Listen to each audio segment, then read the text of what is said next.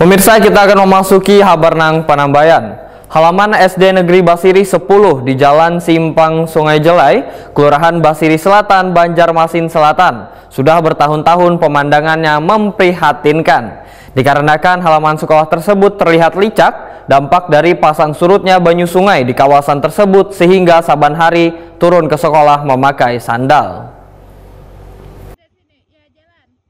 Halaman SD Negeri Basiri 10 Jalan Simpang Sungai Jelai, Kelurahan Basiri Selatan, Banjarmasin Selatan, sudah bertahun-tahun pemandangannya memprihatinkan. Dikarenakan halaman sekolah tersebut terlihat licak dampak dari pasang surutnya banyu sungai di kawasan tersebut.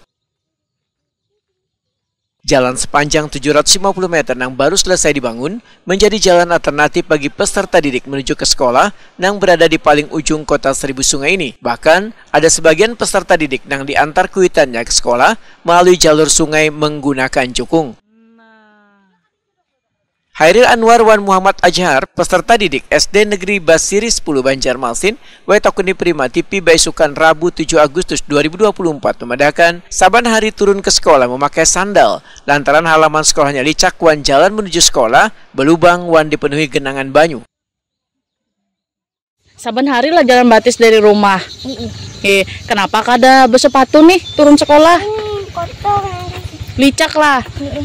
Setiap hari berarti sendal aja sekolah. Deng, apa? Kenapa? Kalau hari Senin pakai sepatu. Di sekolahan bang ya Pak, anunya licak jual lah. Kalau licak jual lah. Kelas berapa pian Deng? Oh, ini kelas 4. Nih kelas? Deng, kenapa nih harapannya ke pemerintah Deng anaknya pian nih? Anak sekolah Kayak orang. tapi pakai sepatu. Hanya diulah jalanannya. Dulu bang bapak Bejukung. Ini sudah teman Ding berjalan akanulah kawa dijalanilah. Seorang guru SD Negeri Basiri 10 Banjarmasin Ahmad memadahkan sekolah sudah berapa kali mengusulkan pembenahan halaman sekolah ke Dinas Pendidikan Banjarmasin. Bahkan dinas sudah menjanjikan melakukan pembenahan pada tahun 2023 lalu. Namun hingga wayah ini belum juga terrealisasi. Berbicara tentang bagaimana kita sudah berpuluh-puluh tahun di sini kan, terutama kan kalau saya sendiri ini kan mewakilkan sekolah karena ada rapat kepala sekolah. Jadi intinya kenapa kami merasakan halaman yang sudah berpuluh-puluh tahun bahkan hanya berlihat keadaan alam yang ketika kemarau saja yang bisa digunakan, tapi ketika bulan-bulan yang lewat setelah kemarau itu tidak bisa digunakan. Kenapa? Ya tadi kami merasa ya kesusahan ketika ingin berkegiatan di luar, susah, apalagi kan yang dalam konteks anak-anak dididik untuk merasa kebinekaan atau persatuannya dengan upacara itu susah untuk mengaplikasikan. Nah itu salah satunya, apalagi kan ya, untuk kreativitasnya terhadap olahraga di lapangan sangat susah karena lapangan tidak mendukung.